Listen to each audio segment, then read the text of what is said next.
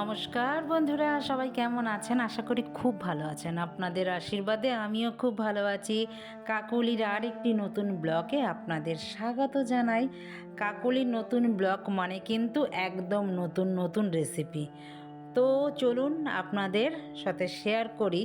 যারা ডায়েটে আছেন, অনেক সময় অনেক কিছু খেতে পারেন না, কেক তো খেতেই পারেন না। কেকের মধ্যে প্রচণ্ড পরিমাণের সুগার থাকে, ক্রিম থাকে। তো আজকে কিন্তু আমি একদম ক্রিম ছাড়া আর সুগার ছাড়া আমি আজকে কেক বানাবো, আটা দিয়ে, ময়দাও ছাড়া। তো আমি এখানে আমার যতটা পরিমাণের আমি কেক বানাবো সেই অনুযায়ী এক বাটি নিয়ে নিয়েছি খেজুর। খেজুর শরীরের পক্ষে খাওয়া যে কতটা ভালো সেটা আমি আর বলার বাকি রাখে না আমার, আপনারা তো সবাই জানেন। আর এখানে অনেক রকমের ড্রাই ফ্রুট আমি নিয়ে নিয়েছি, কাজু, কিশমিশ, আখরোট, এগুলো। আমি কিন্তু মোরব্বাও দিচ্ছি না, মোরব্বার মধ্যে চিনি দিয়ে অনেকটা ওটা বানানো থাকে। আর এখানে নিয়ে নিলাম জানেন কি, দই, 1 কাপ দই আর হাফ কাপ তেল। মানে যেই কাপের দই দিয়েছি তারও হাফেরও হাফ আমি দিলাম তেল দিয়ে একটা মিক্সিতে পুরো ব্লেন্ড ক্রিম করে নিলাম। একদম যেরকম বাটার হয়, বাটারের মতন একদম ক্রিমটা স্মুথলি করে নিলাম। আর এখানে কিন্তু আমি খেজুরগুলো একদম মিহি পেস্ট করে নিয়েছি। খেজুর মিহি পেস্ট না করলেও হতো, আমি করে নিয়েছি। তাতে কেকটা কিন্তু বেশ ফ্লাফি হবে। এবার ক্রিমটা আমি পুরো দিয়ে দিলাম। এর মধ্যে আমি কিন্তু কোনো রকমের সুগার অ্যাড করব না। আমার খেজুরে কিন্তু কেকটা মিষ্টি হবে, খুবই মিষ্টি হবে। বাইরে অসম্ভব বৃষ্টি পড়ছে আর এই রকম ঘরে বানাচ্ছি কেক। এবার মানে একটা মানে বুঝতে পারছেন কতটাই যে ভালো লাগছে। অঝরে বাইরে বৃষ্টি পড়ছে আর আমি ঘরেতে বানাচ্ছি কেক। এবার দিয়ে দিলাম আমার মেজারমেন্ট কাপের 1 কাপ আটা। এবার ভালো করে ব্লেন্ড করে নিচ্ছি।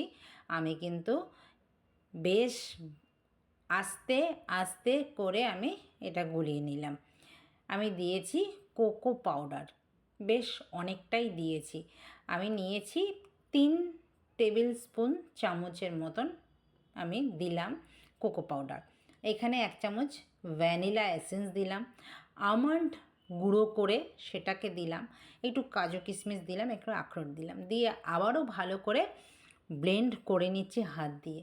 এইবার যথারীতি কেক টিনের মধ্যে আমি একটা বাটার পেপার দিয়ে দিলাম, তার মধ্যে সামান্য একটু অয়েল ব্রাশ করে দিলাম। এই কেকটা সবাই খেতে পারবেন, যাদের সুগার আছে তারাও খেতে পারবেন।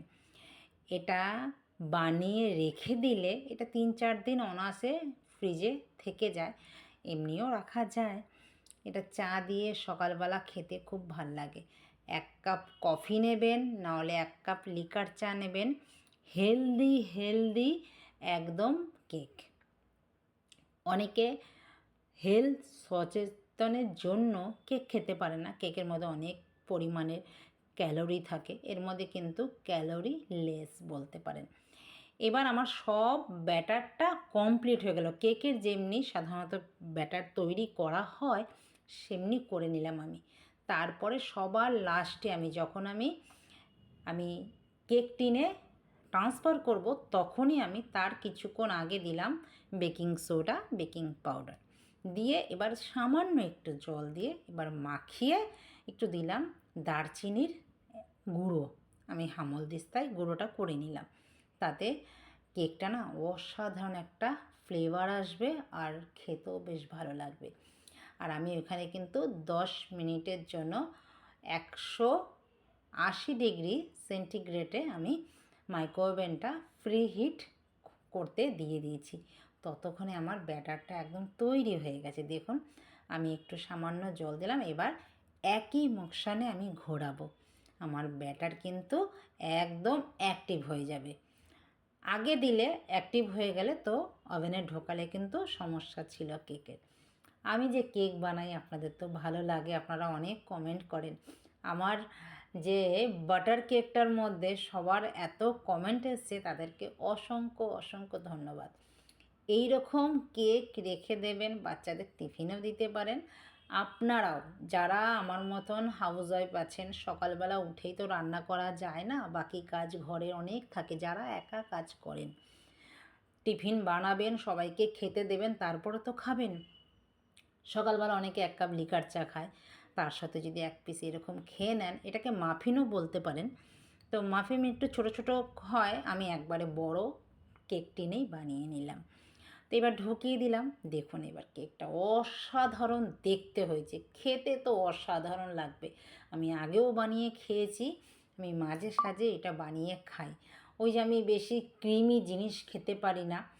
আর এবার দুবার আমি চেক করে নিলাম, চেক করার পরে আমি 10 মিনিট দিয়েছি, আমি ঢুকিয়ে 10 মিনিট দিয়েছি। 10 মিনিটের মধ্যে না আবার আমি দুবার চেক করেছি, কারণ এক একটা কেক এক এক রকমভাবে কিন্তু ব্রেক হয়, তো একটু মাঝে মাঝে একটু চেক করে নেবেন।